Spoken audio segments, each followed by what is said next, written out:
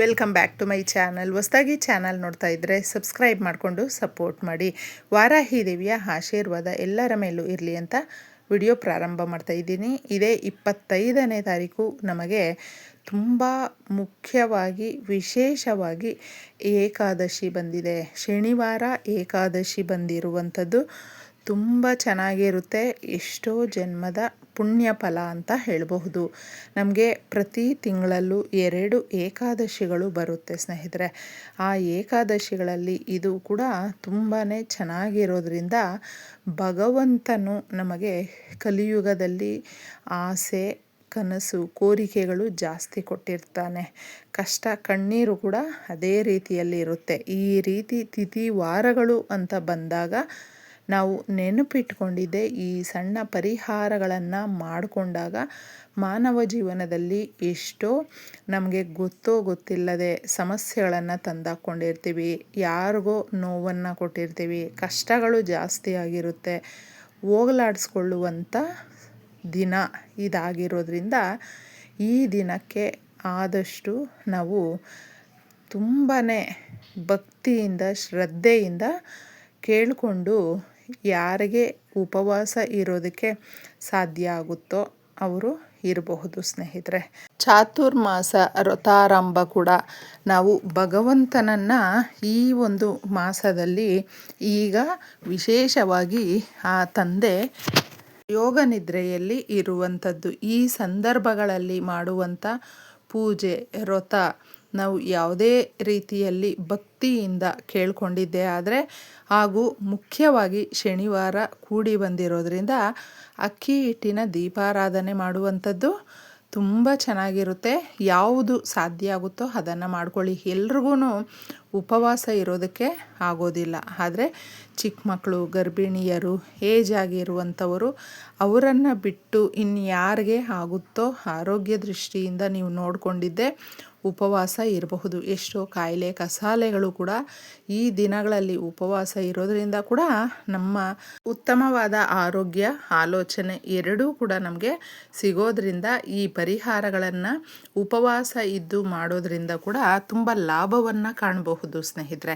ಈ ದಿನ ನೀವು ತಪ್ಪದೆ ನಿಮ್ಮ ಮನೆಯಲ್ಲೇ ಶ್ರೀ ಮಹಾವಿಷ್ಣುವಿನ ಫೋಟೋ ಇದ್ದರೆ, ಕಲಿಯುಗದ ಭಗವಂತನು ಅಲಂಕಾರ ಪ್ರಿಯ, ಅಲಂಕಾರ ನಿಮಗೆ ತೋಚಿದ ರೀತಿಯಲ್ಲಿ ಮಾಡಿಕೊಂಡಿದ್ದೆ ಆದರೆ ತುಂಬ ಚೆನ್ನಾಗಿರುತ್ತೆ. ಇಲ್ಲ ಅಂತ ಹೇಳಿದ್ರೆ 21 ಏಲಕ್ಕಿಗಳನ್ನು ನೀವು ಅರಿಶಿಣದ ನೀರಲ್ಲಿ ಸ್ವಲ್ಪ ಡಿಪ್ ಮಾಡಿ ಒಂದು 30 ಸೆಕೆಂಡ್ವರೆಗೂ ನೀರಲ್ಲಿ ಡಿಪ್ ಮಾಡಿದ್ದೆ ಅದನ್ನು ಒಂದು ಏಲಕ್ಕಿಯ ಹಾರ ಮಾಡಿ ಭಗವಂತನಿಗೆ ಅರ್ಪಿಸೋದ್ರಿಂದ ಅಥವಾ ಶ್ರೀ ಮಹಾಲಕ್ಷ್ಮಿಗೆ ಹಾಕೋದ್ರಿಂದ ನಮ್ಮ ಮನೆಯಲ್ಲಿ ಸಂಪತ್ತು ಅನ್ನುವಂಥದ್ದು ಕೂಡಿ ಬರುತ್ತೆ. ಯಥೇಚ್ಛವಾಗಿ ಧನಲಾಭ ಆಗುತ್ತೆ. 4 ಕಡೆಯಿಂದ ಸಮಸ್ಯೆಗಳು ಬಂದರೆ ಅದನ್ನು ಹೋಗಲಾಡಿಸಿ ಅದೃಷ್ಟ ಅನ್ನುವಂಥದ್ದು ನಮಗೆ ಸಿಕ್ಕೇ ಸಿಗುತ್ತೆ. ಈ ಪರಿಹಾರವನ್ನು ನೀವು ನಂಬಿಕೆ ಇಟ್ಟು ಮಾಡಿಕೊಳ್ಳಿ. ಈ ದಿನ ಮಾವಿನ ಎಲೆಯನ್ನು ತಗೊಂಡು ಬನ್ನಿ. ಮಾವಿನ ಗಿಡ, ಮಾವಿನ ಎಲೆ ಪ್ರತಿಯೊಂದು ಕೂಡ ನಮಗೆ ಈ ರೀತಿಯ ಪರಿಹಾರಗಳಲ್ಲಿ ನಾವು ಕಳಶಕ್ಕೆ ಆಗಿರಬಹುದು ಅಥವಾ ಯಜ್ಞ ಯಾಗಗಳನ್ನು ಮಾಡಬೇಕಾದ್ರೆ ಮಾವಿನ ಎಲೆಯನ್ನು ವಿಶೇಷ ಗುಣಗಳು ಹೊಂದಿರೋದ್ರಿಂದ ತಗೊಳ್ತೀವಿ.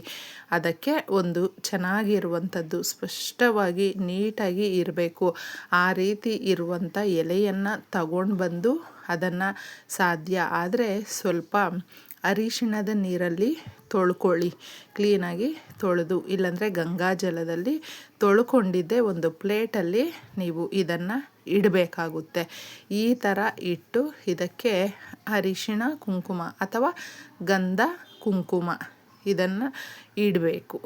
ಇಟ್ಟು ಕೇಳಿಕೊಳ್ಬೇಕು.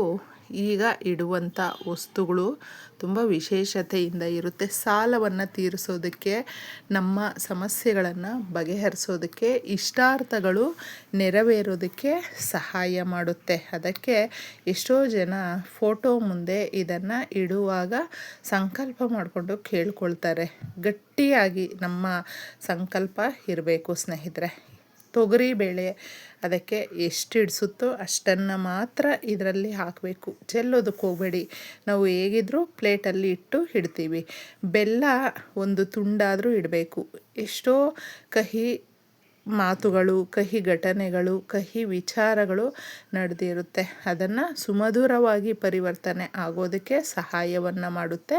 ಒಂದು ತುಂಡು ಬೆಲ್ಲವನ್ನು ಇಟ್ಟು ₹1 ಕಾಯಿನನ್ನು ಇಡಬೇಕು. ಲೋಹದ ಪರಿಹಾರ.